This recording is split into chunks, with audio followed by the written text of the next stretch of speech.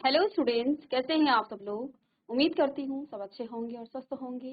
मैं Meena Rana ICT virtual class में आपका स्वागत करती हूँ। स्टूडेंट्स, हम पढ़ रहे हैं क्लास 9th की हिंदी। हिंदी व्याकरण में हम यहाँ पर प्रीवियस लेक्चर में हमने उपसर्ग पढ़ा और आज हम पढ़ेंगे प्रत्यय। तो प्रत्यय और उपसर्ग हम यहाँ पर पढ़ रहे हैं। उपसर्ग क्या होते हैं? वे शब्द जो किसी मूल शब्द के शुरुआत में लग करके एक नया शब्द बनाते हैं, या तो वो नया शब्द बनाएगा या फिर उसी शब्द का वो विपरीत कर देगा, यानी कि वो अर्थ में उसका विपरीत हो जाएगा, या फिर अर्थ में कहीं ना कहीं उसके नजदीक ही होगा, यानी कि उसके करीब के अर्थ ही वो बताएगा। तो तीन तरह का यहाँ पर जब हम उपसर्ग लगाते हैं तो उपसर्गों की हमने तीन विशेषता यहाँ पर पढ़ी थी। पहली विशेषता क्या थी कि या तो वो एक नई विशेषता लाता है, उसके अर्थ में एक नई विशेषता ला देता है, यानी कि उसके अर्थ में बिल्कुल ही वो एक नयापन ला देता है, कुछ अलग ही उसका अर्थ निकलता है। पहली विशेषता ये रही आपके उपसर्ग की। इसके बाद दूसरी विशेषता क्या थी कि वो शब्द के अर्थ को बिल्कुल उलटता है। उलटने का मतलब बिल्कुल विपरीत अर्थ उसका हो जाता है।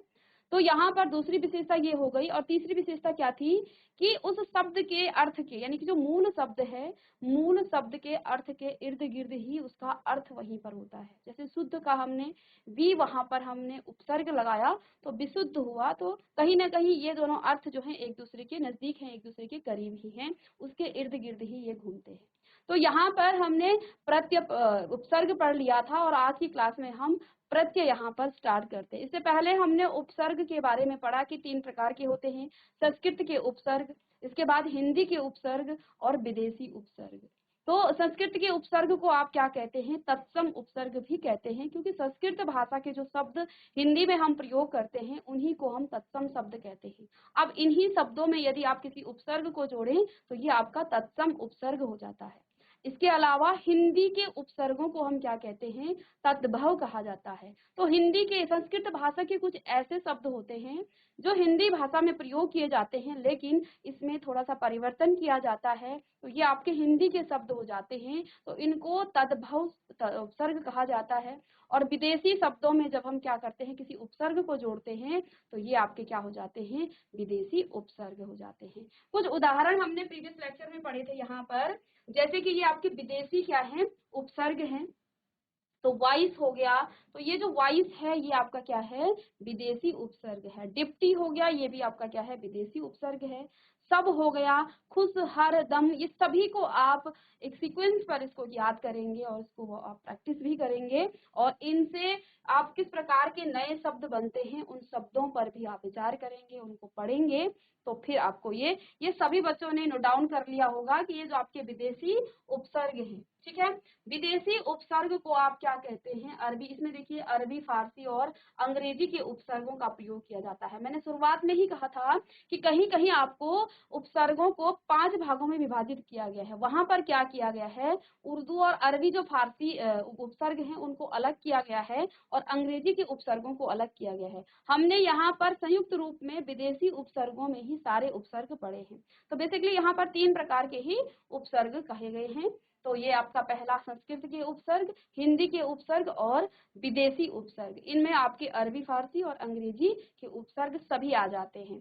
तो ये सभी को पता है। और जब भी आप किसी शब्द से क्या कर रहे हैं, उपसर्ग को अलग कर रहे हैं, उपसर्ग को आप ढूंढना है, आता है प्रश्न आता है कि यहाँ से कौन सा उपसर्ग इसमें लगा हुआ है, तो उपसर्ग निकालने के लिए आप मूल शब्द को निकालेंगे। पहले मूल शब्द ऐसा होना चाहिए कि वो सार्थक हो, यानी कि उसका कुछ ना कुछ अर्थ हो, ठीक है। यदि मूल शब्द का सार्थक अर्थ ना हो तो वो आपका मूल शब्द नहीं कहलाएगा। तो सबसे पहला काम हमारा ये है कि किसी भी उपसर्ग वाले शब्द से, जो नया शब्द बना है, वहां से हमें मूल शब्द निकालना है और उसका सार्थक अर्थ होना चाहिए, वो सार्थक होना चाहिए, ठीक है।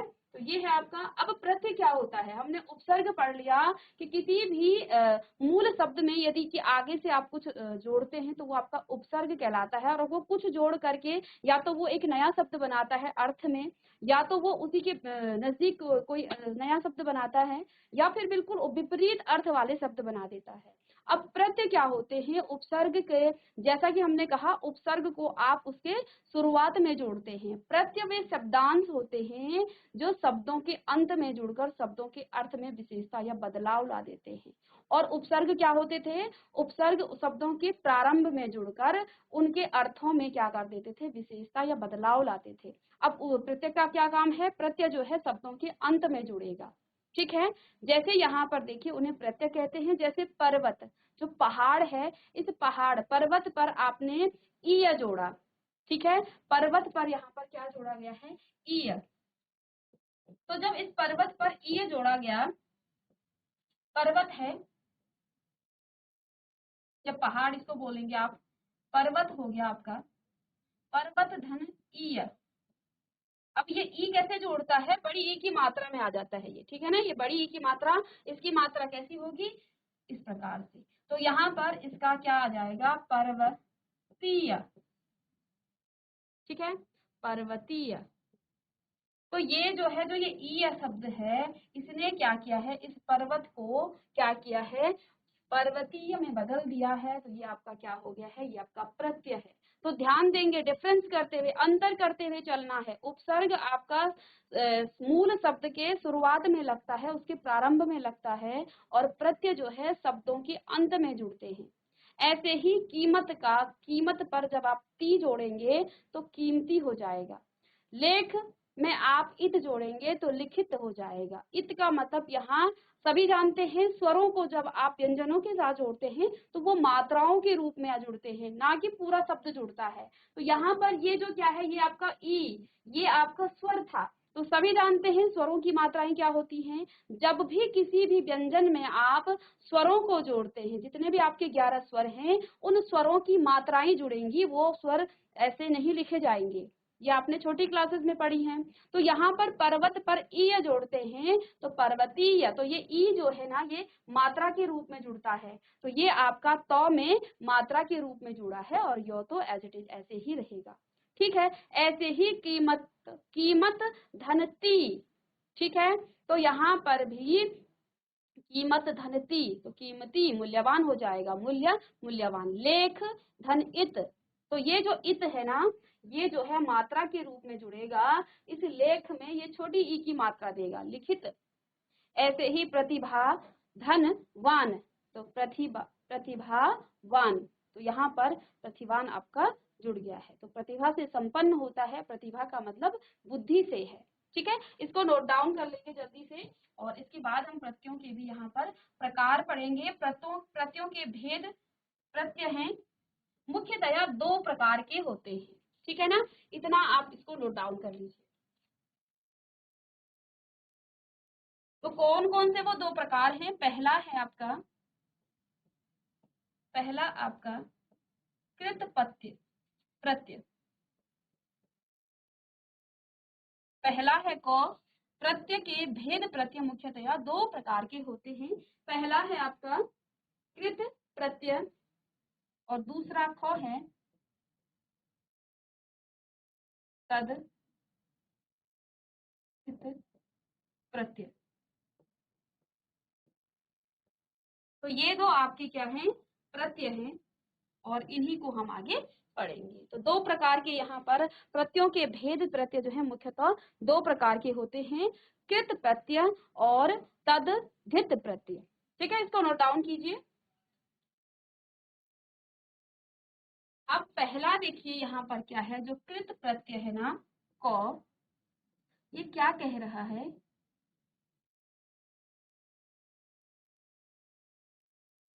कृत प्रत्यय, ठीक है। इसको आगे भी लिखा हुआ है, इसको आप यहाँ से देख सकते हैं। कृत प्रत्यय क्या होता है, क्रिया की मूल धातु से जुड़कर संज्ञा या विशेषण बनाने वाले प्रत्यय क्या कहलाते हैं, कृत प्रत्यय प्रत्यय कहलाते हैं। ध्यान देंगे, क्रिया की मूल धातु से, यानी कि जो काम हो रहा है उसकी मूल धातु से जुड़कर संज्ञा या विशेषण बनाने वाले जो प्रत्यय होते हैं वो कृत प्रत्यय कहलाते हैं। जैसे यहाँ पर देखिए पढ़, ये जो पढ़ है, पढ़ना, क्रिया की मूल धातु है यहाँ पर क्या, पढ़। अब इस पढ़ पर हमने आई लगाया तो ये आपका क्या हो गया है, पढ़ाई, ठीक है। ये आपकी क्या हो गई है, पढ़ाई। क्या क्या चीजें बनाता है, एक तो ये संज्ञा या तो विशेषण बनाता है, 2 चीजें बनाता है, या तो संज्ञा बनाएगा या तो विशेषण बनाएगा। ठीक है। तो देखिए पढ़ धातु आपका क्या है, क्रिया की मूल धातु है, क्रिया की मूल धातु है। पढ़ना क्या है, क्रिया है, पढ़ना आपका क्या है, क्रिया है। और इसकी मूल धातु क्या है, क्योंकि ये क्रिया है और इसका मूल धातु ये है, क्या है, ये मूल धातु है। ठीक है, मूल धातु, ये मूल धातु है। ठीक है। अब ये जो पढ़ है इस पर आपने क्या लगाना है, इस पर आपने प्रत्यय लगाना है। तो पढ़ में हमने आई लगाया और ये आ आप जानते हैं क्योंकि स्वर है और स्वर हमेशा व्यंजन के साथ मात्राओं के रूप में जुड़ता है। तो ये मात्रा कहाँ लगेगी, इस अंतिम वर्ण पर लगेगी। ये जो आई आ की मात्रा है अंतिम वर्ण पर लगेगी। तो यहाँ पर आपका हो जाएगा पढ़ाई। ऐसे ही लूट धन एरा, तो ए की मात्रा लगेगी क्योंकि ये भी एक स्वर है, ए भी एक स्वर है। तो यहाँ पर ए की मात्रा लगेगी और ये ए की मात्रा कहाँ लगेगी, इसके अंतिम वर्ण में। इसका अंतिम वर्ण ट है, तो ट में हम ए की मात्रा लगाते हैं तो टे आ जाएगा, तो लुटेरा। ठीक है। तो ये ध्यान देंगे, इसको लिख लीजिए। कृत प्रत्यय क्या होता है, क्रिया की मूल धातु से जुड़कर। कहाँ जुड़ता है, ध्यान देना है। कृत दो प्रकार के बताए हमने, हिंदी के कृत प्रत्यय हैं। पहला जो इसका प्रकार है वो है कृत प्रत्यय। तो यहाँ पर क्रिया की मूल धातु पर लगता है, कहाँ पर, क्रिया की मूल धातु पर। और मैं यहाँ पर शब्द बताऊंगी और फिर आपको और अच्छे से समझ में आएगा। तो क्रिया की मूल धातु पर लग करके ये क्या करता है, ये प्रत्यय नए शब्दों को जोड़ता है। कुछ और शब्दों की मैं यहाँ पर बात करूं, अब देखिए इसको भी मैं दो भागों में बताती हूँ क्योंकि दो चीजें हमने कहा कि संज्ञा बनाता है और विशेषण बनाता है। तो पहला देखिए संज्ञा,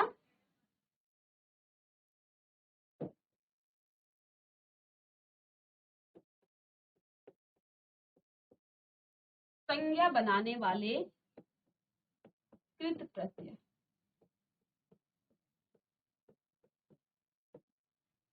दो चीजें बनाता है, एक तो संज्ञा बनाता है और दूसरा विशेषण बनाता है। इसके बाद आप इसको लिख लीजिएगा कि संज्ञा बनाने वाले कृत प्रत्यय। ठीक है।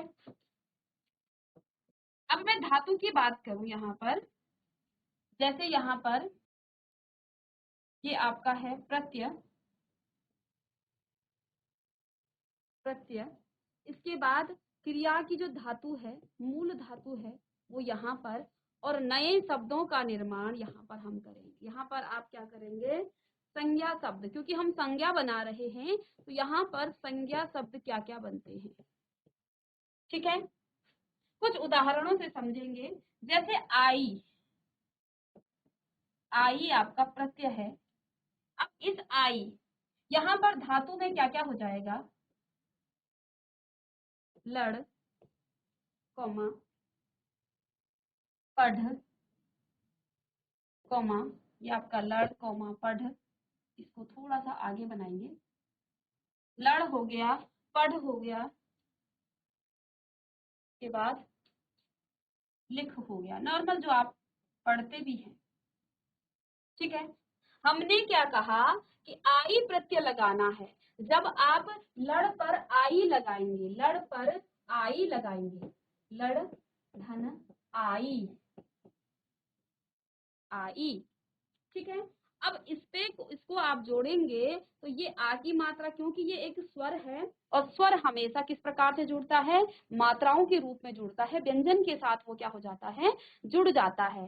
अंतिम वर्ण ड़ है तो यहाँ पर इसके साथ आ की मात्रा लग जाएगी, तो ये हो जाएगा आपका लड़ाई, लड़ाई। ठीक है, लड़ाई। ये क्या है, आपकी एक नया यहाँ पर प्रत्यय पर बना हुआ नया शब्द है, लड़ाई। ठीक है। अब हम पढ़ की बात करते हैं, तो पढ़ पर जब आप क्या लगाएंगे, पढ़ धन आई, तो क्या हो जाएगा, अब इसका, इसको भी मात्रा के रूप में आप लिखेंगे, किसके साथ, अंतिम वर्ण के साथ। अंतिम वर्ण है ढ, तो यहाँ पर क्या आ जाएगा, पढ़ाई। ठीक है, पढ़ाई, लड़ाई, पढ़ाई। अब आप यहाँ पर लिखिए, लिख धन आई, लिख धन आई। अब देखिए इस ख पर, इस अंतिम वर्ण पर आपने आ की मात्रा लगाना है, तो फिर क्या शब्द बनेगा, लिखाई।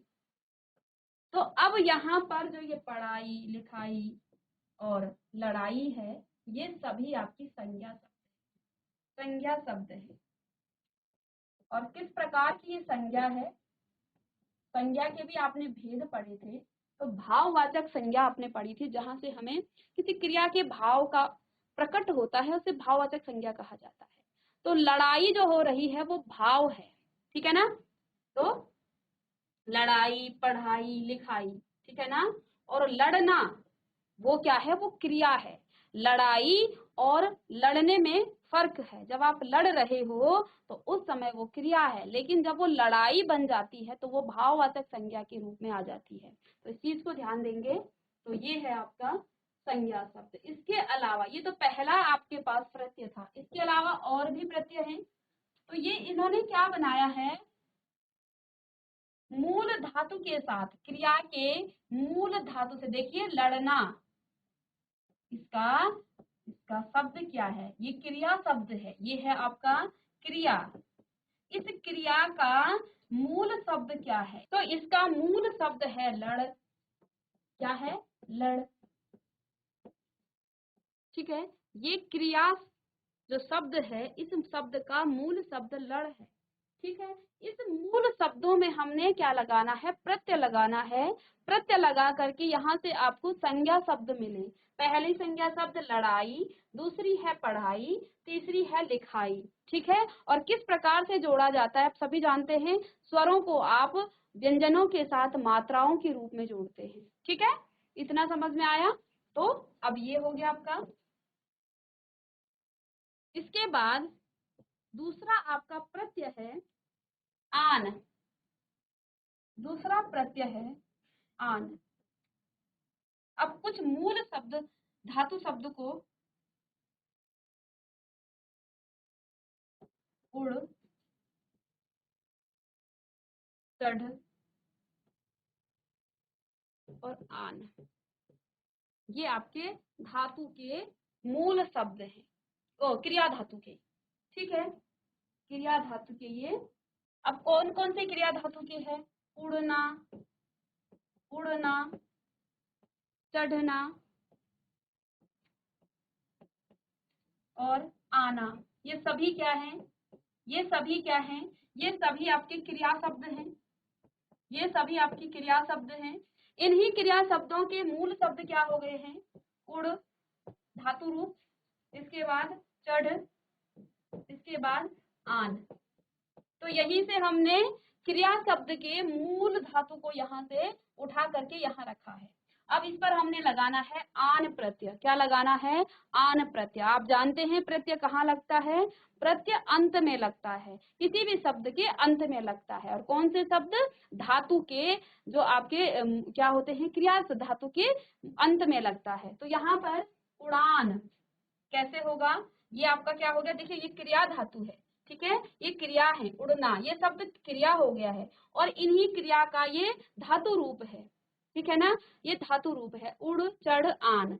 अब इन्हीं शब्दों में हम क्या करते हैं, जब हम इन शब्दों में प्रत्यय लगाते हैं तो ये क्या देते हैं, आपको कुछ संज्ञा शब्द बना देते हैं। अब संज्ञा शब्द देखिए क्या है, ये आपका जैसे उड़, तो उड़ पर आप क्या लगाएंगे, आन लगाएंगे। तो आन का मतलब क्या हो गया है, उड़, और प्रत्यय लगता है पीछे से, सॉरी प्रत्यय नहीं लिखेंगे, आन लिखेंगे, क्योंकि आन प्रत्यय लगा रहे हैं, ठीक है। अब किस प्रकार से जुड़ेंगे, जो अंतिम वर्ण होगा, वैसे भी आप जानते, संक्षेप भी आपने किया है, अंतिम वर्ण है उसके साथ आ की मात्रा, क्योंकि ये स्वर है, इसके साथ आ की मात्रा, तो ये दोनों मिल करके ड़ा हो जाएगा, ठीक है ना। तो यहाँ से इनसे क्या बना, उड़ान।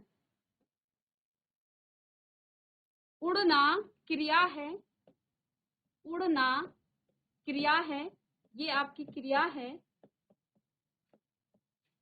और जो उड़ान है ये आपकी संज्ञा है। ध्यान देना, उड़ना क्रिया है और उड़ान आपकी संज्ञा है, ये भाववाचक संज्ञा है, ये भाव प्रकट कर रहा है उड़ान, ठीक है ना। तो ये ध्यान देंगे यहाँ पर। तो इससे क्या बना, उड़ान बना, और ये उड़ान आपकी क्या बना रही है, संज्ञा बना रही है।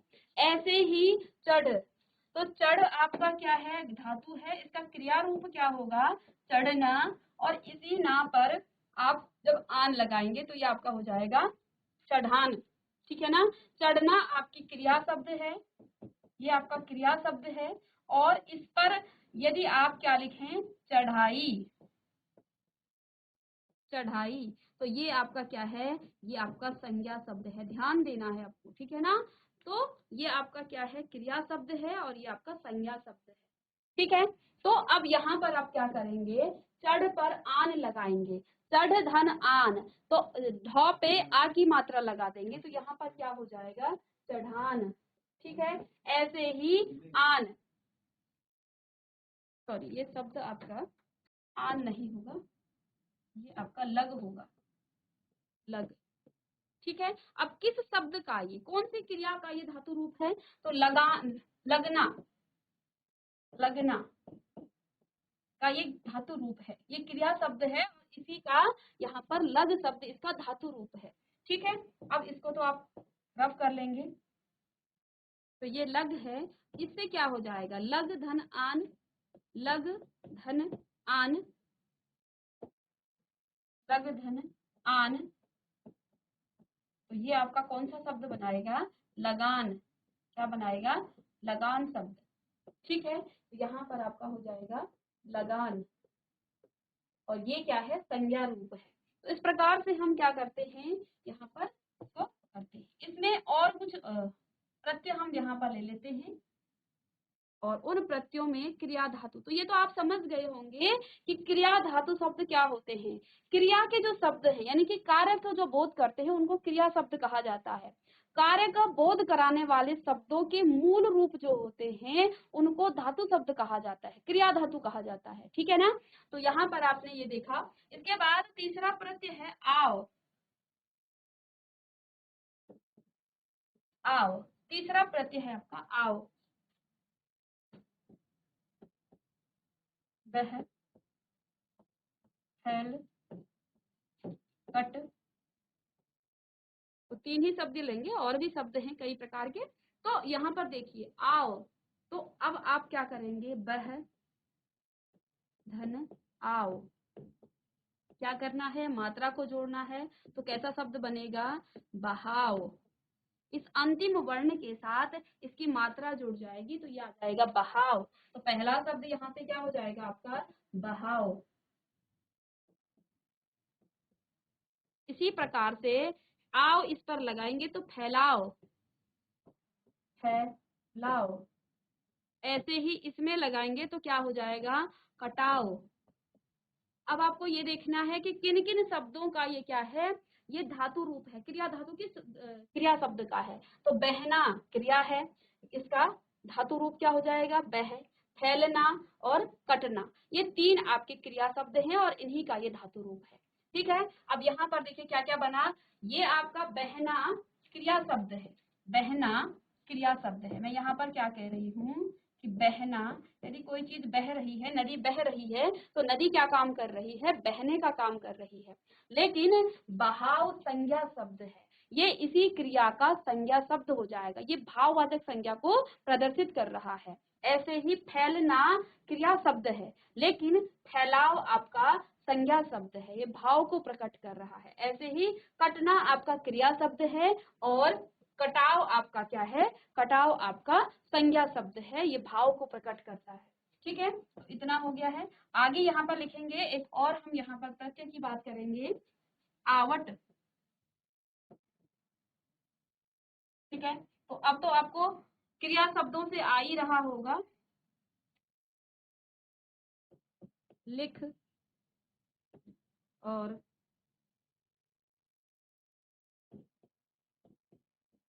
दिख, मिल, इन तीन शब्दों को ही करेंगे, आगे बहुत सारे शब्द हैं, उनको आप खुद से कर सकते हैं, ठीक है। तो देखिए बस समझने के लिए तीन शब्द बहुत है। तो देखिए लिख, लिखना, लिखने का लिख, दिखना, दिखने का दिख, मिलना, मिलने का मिल, ये धातु रूप में आगे हैं क्रिया शब्दों के, ठीक है। अब इन्हीं शब्दों के साथ यदि आप इन प्रत्ययों को लगाएं, लिख धन आवट, लिख धन आवट, ठीक है, तो क्या हो जाएगा, लिख धन आवट, अंतिम वर्ण के साथ आ की मात्रा जुड़ाएंगे, आ की मात्रा लगाएंगे, कैसे लगाएंगे, तो क्या हो जाएगा, लिखावट, लिखावट, पहला शब्द आपके पास आ जाएगा लिखावट। दूसरा शब्द क्या आ जाएगा, ऐसे ही दिख के साथ आवट लगाना है, तो ये आपका क्या हो जाएगा, दिखावट, दिखावट। ऐसे ही अंतिम शब्द है मिलावट, तो मिलावट, है ना। तो अब आप इनको जब विच्छेदित करेंगे, यदि आपके पास ये शब्द हैं, फिर आपको यहाँ से प्रत्यय निकालना है, आपको प्रत्यय निकालना है। तो ध्यान देंगे, जब प्रत्यय पूछा जाए तो आप क्या करेंगे, क्रिया शब्द का धातु रूप निकालना है, आपको ध्यान देना है, क्रिया शब्द का धातु रूप निकालना है। और यदि हम उपसर्ग की बात करें तो उपसर्ग के लिए एक ऐसा सार्थक शब्द होना चाहिए जिसका कुछ ना कुछ अर्थ हो।